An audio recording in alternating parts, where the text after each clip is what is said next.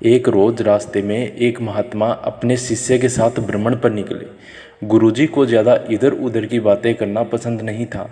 कम बोलना और शांतिपूर्वक अपना कर्म करना ही गुरु को प्रिय था। परंतु शिष्य बहुत चपल था। उसे हमेशा इधर उधर की बातें ही सूझती।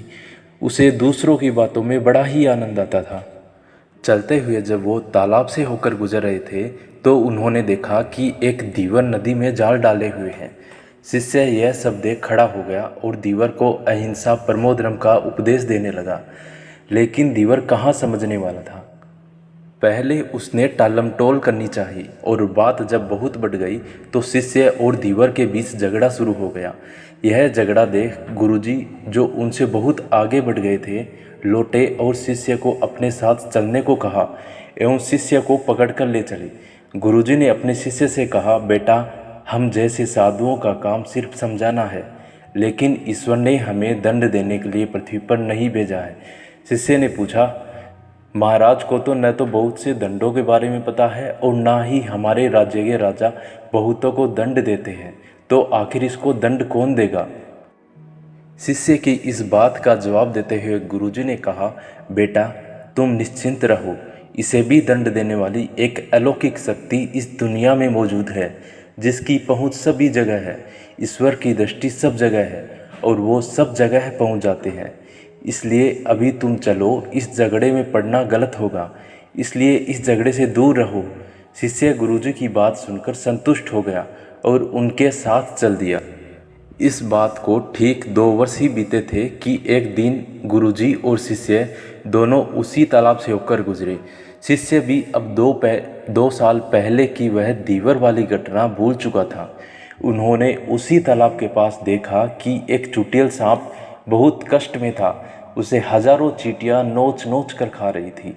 शिष्य ने यह दृश्य देखा और उससे रहा नहीं गया। दया से उसका हृदय पिघल गया था।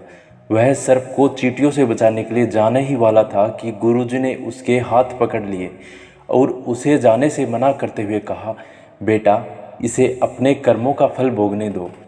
यदि अभी तुमने इसे रोकना चाहा तो इस बेचारे को फिर से दूसरे जन्म में यह दुख भोगने होंगे, क्योंकि कर्म का फल अवश्य ही भोगना पड़ता है। शिष्य ने गुरुजी से पूछा, गुरुजी, इसने कौन सा कर्म किया है जो इस दुर्दशा में यह फंसा है। गुरु महाराज बोले, यह वही दीवर है जिसे तुमने पिछले वर्ष इसी स्थान पर मछली न मारने का उपदेश दे रहे थे और वह तुम्हारे साथ लड़ने के लिए आग बबूला होता जा रहा था। वे मछलियां ही चींटी है जो इसे नोच नोच कर खा रही है। यह सुनते ही बड़े आश्चर्य से शिष्य ने कहा, गुरुजी, यह तो बड़ा ही विचित्र न्याय है। गुरुजी ने कहा, बेटा, इसी लोक में स्वर्ग नरक के सारे दृश्य मौजूद है। हर क्षण तुम्हें ईश्वर के न्याय के नमूने देखने को मिल सकते हैं।